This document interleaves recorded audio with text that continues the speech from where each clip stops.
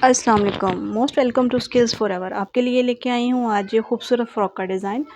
आज हम तैयार करेंगे बटरफ्लाई फ़्रॉक, जो तकरीबन 1.5 साल की बच्ची के माप का मैं बनाऊँगी।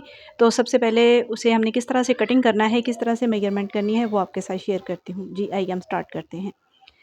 जी, ये जो ऊपर उसकी योक है वो है, और ये मैंने डबल कपड़े में ली है, यानी कि डबल सिलाई करूँगी उसे। तो ये सिलाई करने से पहले तकरीबन ये 6 इंच है, मतलब इसकी लंबाई 6 इंच है और चौड़ाई भी इसकी 6 इंच होगी। जितनी हम इसकी लंबाई लेंगे, चौड़ाई भी हम उतनी लेंगे। ये कटिंग होने के बाद और सिलाइयाँ लगने के बाद मेरे पास जो तैयार हो जाएगी, वो हो जाएगी तकरीबन 5 इंच। मतलब ये कि अब ये है 12 इंच, और कटिंग करने और सिलाई होने के बाद ये मेरे पास 10 इंच जो है वो तैयार हो जाएगी, 10 बाय 10 की। तो जी, ये देखिए 4 परतें हैं मेरे पास। मैंने इसे डबल सिलाई करना है। दोनों साइडों से ये जो योक है ये बराबर ही मतलब नज़र आएगी। दोनों साइडों से हमें सीधी ही लगेगी। तो आइए कि हमने इसका गला कितना रखना है, इसका जो हिस्सा जो जुड़ा हुआ है वो मैंने अपनी साइड पे रखा है, और ओपन साइड जो है वो मैंने अपोज़िट साइड पे रखी है। जी, तो 2 बाय 2 का मुझे गला चाहिए। आप चाहें तो 2 इंच लंबाई और 2.5 चौड़ाई भी कर सकते हैं। तो इस तरह से ये चाक के साथ हम निशान लगा लेंगे। चलिए हम ऐसा करते हैं, मैं भी 2.5 ही रख लेती हूँ, थोड़ा-सा गर्मी है, थोड़ा-सा गला बड़ा। पीछे हम इसके बेल्ट्स लगा लेंगे। तो ये इसके साथ चाक के साथ मैं निशान लगा लूँगी। इस तरह से निशान लगाएँगे हम। निशान लगाने के बाद सेम इसी निशान के ऊपर हम कटिंग कर लेंगे। लेकिन उससे पहले क्या करते हैं कि ये जो बाजू मैंने रखे हुए, मैं बताती हूँ आपको कि किस तरह से हमने बाजू का माप करना है, और किस तरह से हमने नीचे वाला जो घेर रखा हुआ उसका हमने माप कैसे करना है। अगर आपके पास पेटी जो है, समझ अगर आप किसी को नहीं आ रही पेटी, अगर आप 10 इंच रखते हैं तो उसे डबल करके 10 को 20 करेंगे, और 20 में 5 इंच जो है हम एक्स्ट्रा उसके अंदर ऐड कर लेंगे। अब मेरे पास तकरीबन जो पेटी है तैयार, जो अभी होनी है वो तकरीबन है 11 इंच के करीब है। तो 11 को 11 में 11 ऐड करें तो 22 हुए, 22 में हम 5 और ऐड कर लेंगे, तो हमारे पास हो जाएगा 27। ये देखें 13.5। तो मेरे पास 13.5 इंच में जो विड्थ में कपड़ा है वो हो जाएगा 13.5 इंच को अगर हम डबल करेंगे तो 27 हो जाएगा। ठीक हो गया?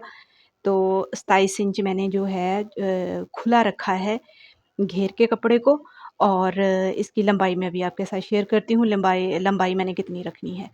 बी मस्ट है कि आपकी जो योक है उसकी चौड़ाई को हमने डबल करना है, और 5 इंच उसमें ऐड कर देने हैं। और ये देखें, ये 5 इंच मैंने ऐड कर दिए हैं उसे डबल करके। तो आपने भी मेजरमेंट कुछ इसी तरीके से ही करनी है, ठीक है? ये देखें हाफ़ हो गया, 13 इंच हो गया उसका, 13.5 इंच। तो ये 13.5 इंच मेरे पास पूरा है। तो लंबाई मैंने इसकी रखी है, ये देखें, ये मेरे पास तकरीबन 11 इंच मैंने इसकी लंबाई रखी है। और बाजू जो है हमने उनको खुला, हमने जो मतलब उनकी चौड़ाई है बाजुओं की वो इतनी रखनी है जितनी हमारे पास नीचे योक के नीचे जो घेर है उसकी विड्थ है, उतने ही हमने बाजू रखने हैं। लंबाई आप अपनी मर्ज़ी से रख सकती हैं, कम ज़्यादा कर सकते हैं। तो लेकिन हमने खुला उतना ही रखना है जितना हमने फ्रॉक का नीचे वाला घेर जो है कपड़ा है, हमने उतना ही बाजुओं की खुलाई भी उतनी ही रखनी है। लंबाई आप अपनी मर्ज़ी से रख सकते हैं। ये देखिए मेरे पास लंबाई तकरीबन मेरे पास 7 से 8 इंच है। तो ये 2 इंच पे मैं निशान लगा रही हूँ। ये रेब कटिंग कर देंगे हम। ये निशान लगाएँगे 2 इंच पे, और फिर इसी निशान के ऊपर हमने रेप साइड पे हमने कटिंग कर देनी है, ठीक है?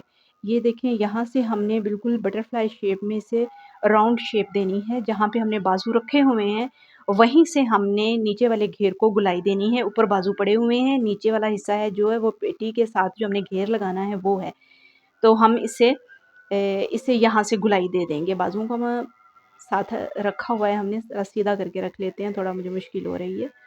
जी, ये देखिए, करनी नीचे वाली कटिंग भी है, घेर के भी जो साथ ही कटिंग करनी है, लेकिन ये आप लोगों को दिखाने के लिए मैं कटिंग कर रही हूँ, बाद में मैं कर लेती हूँ। जी, तो ये देखें, ये रेब है, मैंने कहा यहाँ से थोड़ी सी रेब निकाल दूँ। इस तरह से कोई रेब नहीं होनी चाहिए, बिल्कुल सीधा कपड़ा। जी, यहाँ से इसे हम गोलाई दे देंगे। आप चाहें तो साथ ही दे दें, गोलाई साथ ही इसकी कर दें। ये देखें, इस तरह से बिल्कुल गोलाई इसकी ज़बरदस्त हो गई है। जी, तो ये हमारी कटिंग जो है वो कंप्लीट हो गई है घेर की और बाजुओं की। आइए हम गले की कटिंग करते हैं। बिल्कुल जो मार्किंग की हुई है उसके ऊपर हम कटिंग कर देंगे। जी, इस तरह से हम कटिंग करेंगे एक साइड की। अब इसे हाथों से थोड़ा-सा मैं सेट कर लेती हूँ, ऐसे सारा। आप चाहें तो पिन अप भी कर लें। वैसे तो लॉन का कपड़ा है, कोई मसला नहीं, लेकिन अगर आप चाहें तो आप इसे पिन अप कर सकते हैं। जी, ये कटिंग हो गई हमारी।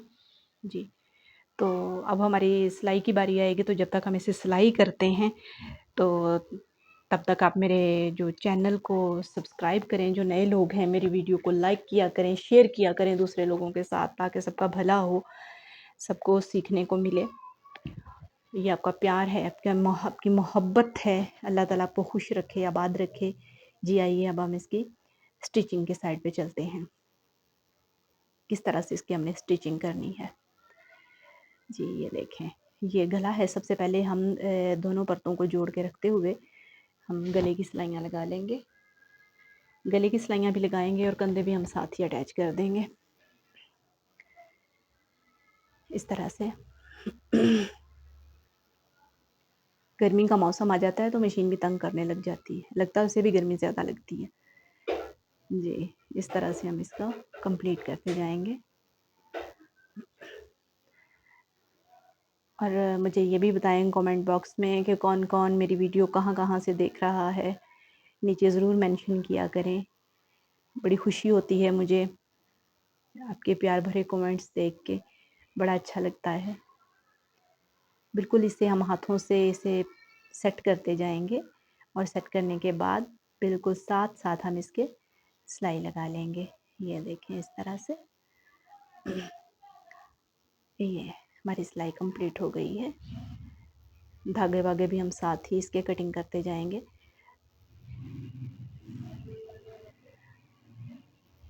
अब मैं इसे आपको सीधा करके दिखाती हूँ। सीधा करने के बाद इसकी जो लुक है वो कुछ इस तरह से आएगी। ये देखें। अब जो नीचे पेटी के लगाने के लिए जो हमारे पास घेर है, उसे भी अभी हम डबल सिलाई करेंगे करके, तो उसे चोंट डालेंगे।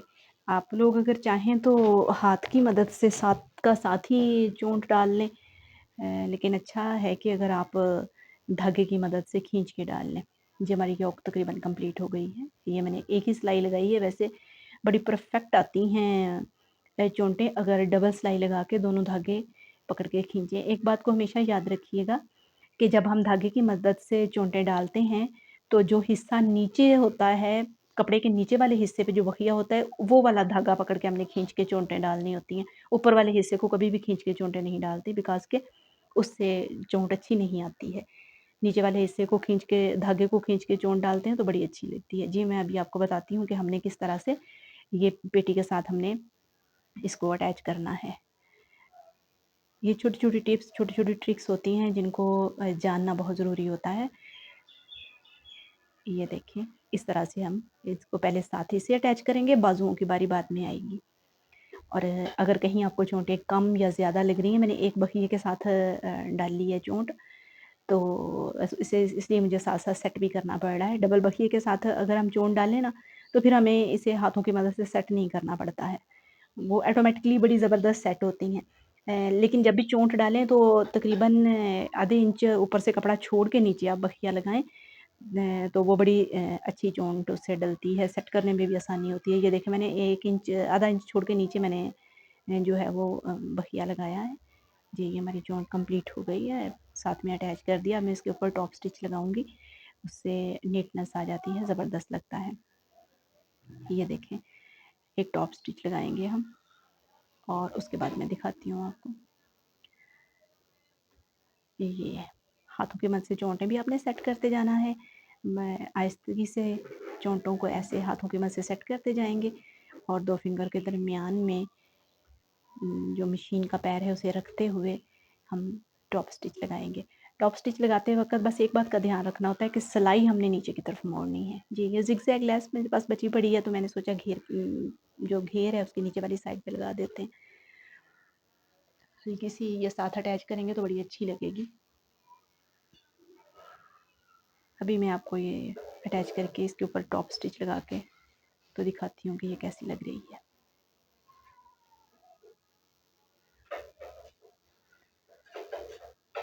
ये देखें, बहुत ही ज़बरदस्त। अभी हमने बाजू अटैच करना है और जो आपको याद होगा कि मैंने एक जगह से रेब कटिंग की थी। जो मैंने रेब कटिंग की थी, वो हमने जहाँ से हमने नीचे वाले हिस्से को गोलाई दी थी ना, ये देखें मैंने लेस इसीलिए लगा दी है। वहाँ से हम इसे लगाना स्टार्ट करेंगे। जहाँ पे हमने इसके चोंट डाली है वो वाला हिस्सा नहीं, जहाँ पे हमने रेब कटिंग की थी बाजू की, ये लंबाई वाली साइड। बाजू की लंबाई वाली साइड को हम फ्रॉक के घेर के लंबाई वाली साइड के साथ इसे अटैच करेंगे और दोनों साइडें हम ऐसे ही अटैच कर लेंगे।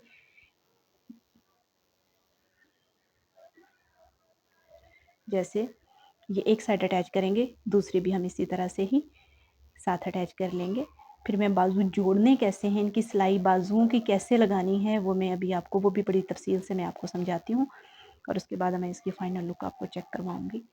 ये देखिए, यहाँ पे आके हम रोकेंगे मशीन को और आहिस्ता से पकड़ के इसे इस तरह से सीधा कर लेंगे और इसकी जो हैं चोंटें हैं उनको हाथों की मदद से सीधा करते जाएंगे और योक के साथ जो कंधा है, योक के साथ हम इसे आहिस्तगी से मिलाते जाएंगे। ये इस तरह से हम हाथों की मदद से बिल्कुल इसे सेट कर लेंगे।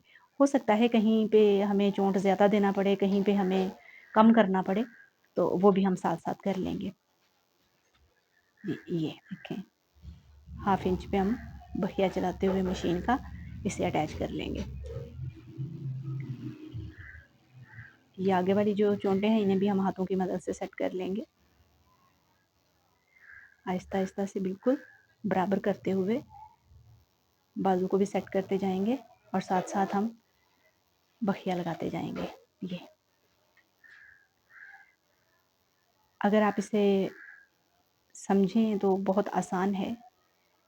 ये देखें, अभी हमने सिलाई कैसे लगानी है, ये जो हमने बाजू जोड़ा है घेर के साथ, इस दोनों सिलाइयों को इस तरह पकड़ेंगे और इन सिलाइयों के ऊपर सिलाई लगा देंगे, बिल्कुल ऊपर, और ये बिल्कुल गुम सिलाई हो जाएगी, बिल्कुल नज़र भी नहीं आएगी कि हमने सिलाई लगाई कहाँ पे है।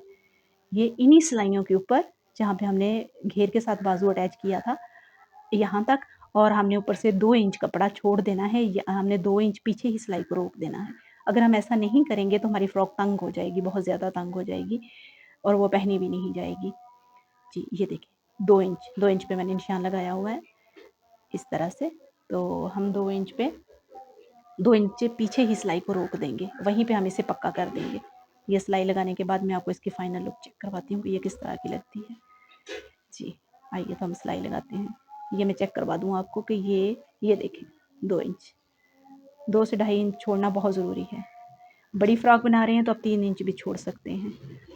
जी, ये देखें, पक्का कर लेंगे। पक्का करने के बाद बिल्कुल उन्हीं सिलाइयों पे सिलाई लगानी है, आगे पीछे सिलाई नहीं लगानी है, वरना बाहर नज़र आएगी। सिलाई के ऊपर ही सिलाई लगानी है हमने और वहीं तक लगानी है जहाँ तक मैंने आपको बताया है। दोनों हिस्से हमने इसी तरह से अटैच कर लेने हैं। सिलाइयाँ साइड की, हम दोनों साइड की इसी तरह ही हम सिलाइयाँ लगा लेंगे। ये देखें, इस तरह से यहाँ पे इसे पक्का कर देंगे। अभी इसकी फ़ाइनल लुक मैं आपको चेक करवाती हूँ। ये देखें, मैंने प्रेस करके रखी है, ये इसकी फ़ाइनल लुक है। चेक करें कितनी खूबसूरत लग रही है। ये मैंने टसल्स बना के लगाए हैं, इसके लिए मैंने अलग से इंशाल्लाह ताला वीडियो मैंने बनाई है, क्योंकि वीडियो बड़ी लंबी हो गई थी पहले ही, तो मैंने फिर टसल्स की वीडियो जो अलग से निकाल ली है, उसे शॉर्ट में या जैसे भी मुझे मुनासिब लगा मैं शेयर करूँगी। आप लोग उसे ज़रूर देखिएगा और इसे बनाइएगा, फिर अपनी राय जो है वो मेरे साथ शेयर कीजिएगा। तो इंशाल्लाह ताला किसी और वीडियो में मिलेंगे इसी तरह की यूनिक और खूबसूरत सी वीडियो में, खूबसूरत सी ड्रेसिंग में। तब तक के लिए अल्लाह हाफ़िज़, अपना ख़्याल रखिएगा।